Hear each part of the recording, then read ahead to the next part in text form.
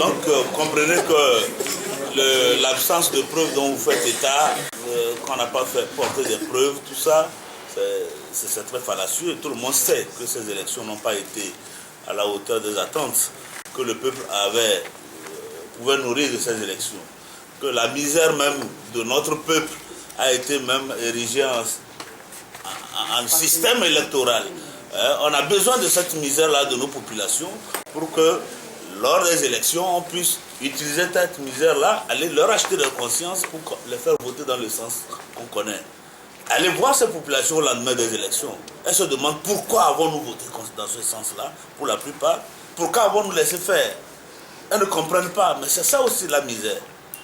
Il faut qu'on se lève contre tout ça. Et la solution, on l'a souvent dit, qu'on ne peut pas arriver à une alternance. On a beau avoir les beaux textes dans ce pays, de bonnes conditions d'organisation des élections, mais avec cet achat de conscience-là, si on n'a pas la stratégie unitaire, on ne peut régler aucun problème de ce Togo.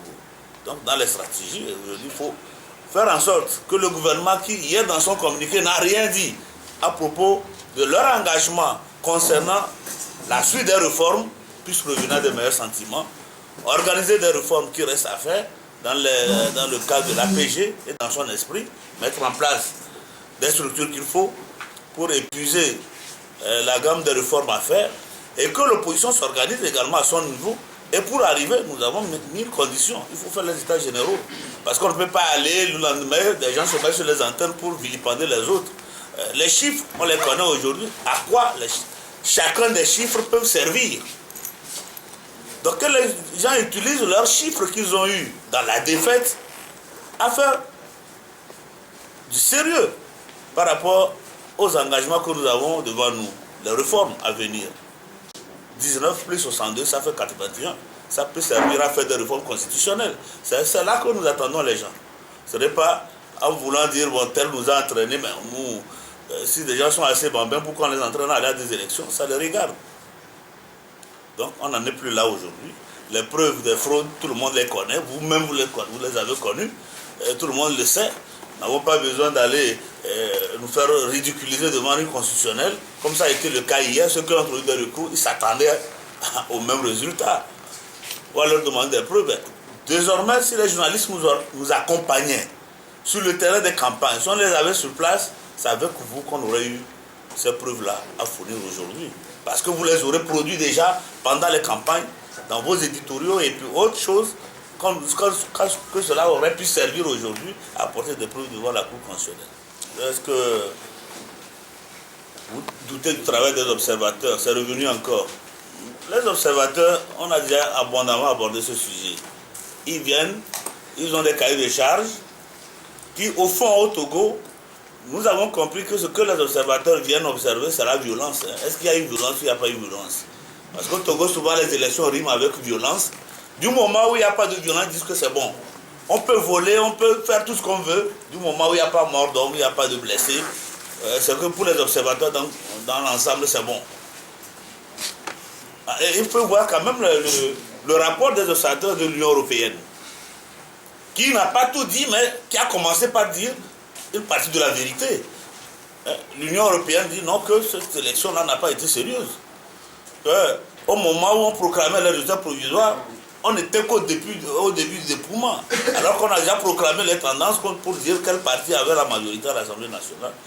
Et qu'on ne pouvait rien comprendre par rapport au jour de scrutin. Ils ont dit pas grand-chose, mais ils ont pu quand même dire certaines vérités que nous connaissons. Donc ces observateurs-là, il faut quand même que dans l'avenir, nous puissions réfléchir à voir est-ce que vraiment, qu'est-ce qu'ils viennent observer, comment ils veulent observer, avec qui ils veulent observer et quel est l'objectif poursuivi. Si ce sera pour constater qu'il n'y a pas mort d'homme, nous on est assez civilisés au Togo pour éviter qu'il y ait désormais des dégâts de cette sorte-là, qu'il y ait des morts d'hommes. C'est l'opposition responsable ici. Si on l'avait voulu, effectivement, il y en aurait eu. Moi, on a frôlé la catastrophe à Tchaoudio, à Paratao, avec UNIR qui est venu nous bousculer. Mais moi, j'ai dit aux gens, écoutez, c'est leur habitude, nous n'allons pas mettre en danger nos populations, il faut les laisser, après on revient. Cet exercice-là, on sait le faire désormais. C'est ça qu'ils viennent observer. Bon, mon ami, vous-même, vous savez qu'il y a eu des fraudes. Les observateurs, vous, les journalistes, vous le savez. Moi, j'étais avec un journaliste à Sokodé, il a photographié les sacs de riz. Pendant qu'on les distribuait, mais je n'ai pas vu ça dans leur colonne. Alors que je l'ai vu photographier tout ça là. Pourquoi vous vous abstenez de publier des preuves pour nous aider? Hein, c'est à ce niveau que ça se joue. Donc, également, on nous demande si on a les moyens de notre politique. Les moyens de notre politique, c'est quoi? Nous nous inscrivons dans une démarche démocratique, républicaine. Mais est-ce qu'il faut aller, dans ce cas-là, aller acheter les consciences de nos concitoyens? C'est ça la politique qu'il faut au Togo pour gagner les élections. Ça, c'est des attitudes condamnables. Ailleurs, comme au Bénin, ils ont interdit les gadgets.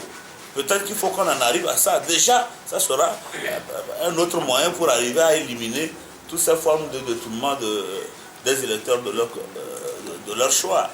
Hein? Et puis, les moyens, effectivement, les partis politiques de l'opposition, vous savez comment ça fonctionne. Hein? Les gars, pendant 25 ans, avec le RPT, on a appris à nos concitoyens que venir à un parti politique, c'est venir s'enrichir. Quand vous allez parler à quelqu'un au Togo, bon, viens dans le parti, il dit, est-ce que vous avez de l'argent à me donner?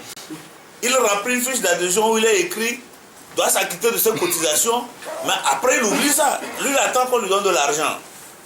Nous qui sommes là, aujourd'hui, Dieu seul sait comment on arrive à faire vivre les partis politiques. Malgré ça, les gars se permettent d'aller sur le terrain, de déverser des tonnes de riz.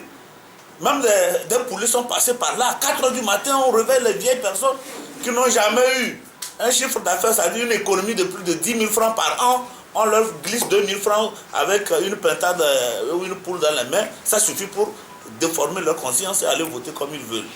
C'est ça, les élections au Togo. Si c'est ça les moyens qu'il faut développer, ce n'est pas la peine d'aller aux élections.